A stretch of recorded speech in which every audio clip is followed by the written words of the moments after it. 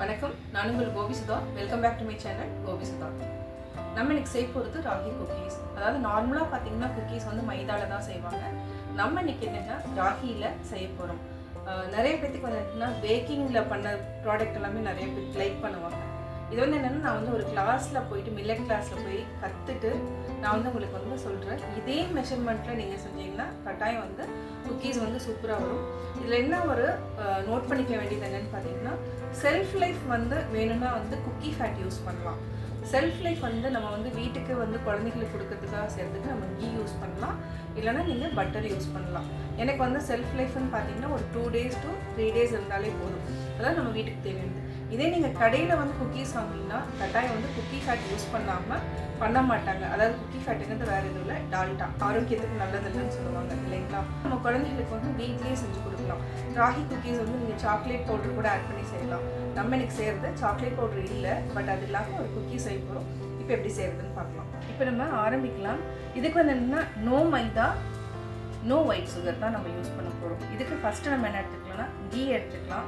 Key கூட brown sugar எடுத்துக்கலாம். என்ன மெஷர்மெண்ட்ஸுங்கிறத நீங்கள் பார்த்து நோட் பண்ணிக்கோங்க. நோட் பண்ணிவிட்டு இதே மெத்தடில் நீங்கள் செஞ்சுன்னு பாருங்கள். 50 grams எடுத்துக்கலாம்.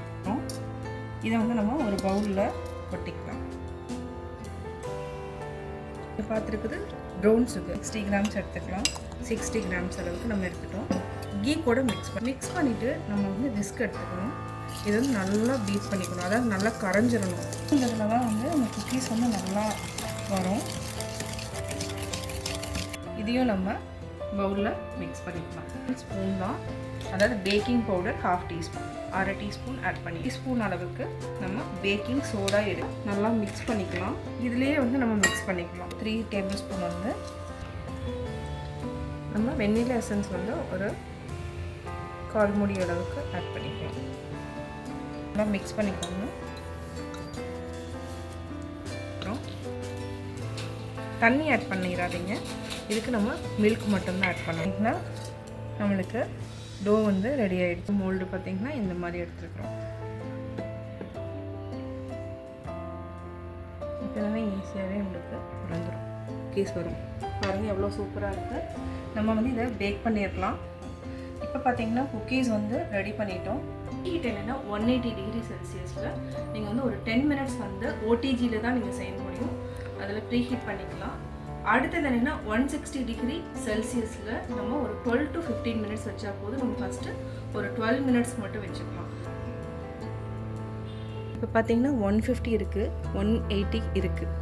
அடுத்தது ஒரு 10 minutes வந்து நம்ம ப்ரீ ஹீட் பண்ணணும்.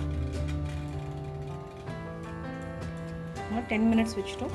ஃபஸ்ட்டு ப்ரீ ஹீட்டில் பார்த்தீங்கன்னா இன்னும் 0 கிட்ட.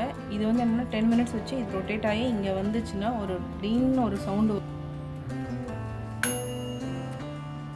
இதை ஓப்பன் பண்ணிவிட்டு நீங்கள் ட்ரே வந்து உள்ளே வைக்கலாம்.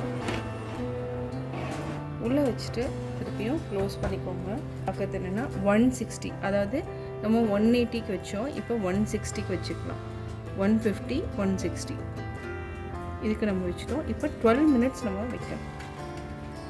10 minutes 1 2 அவ்வளோதான் ஆயிடுச்சு.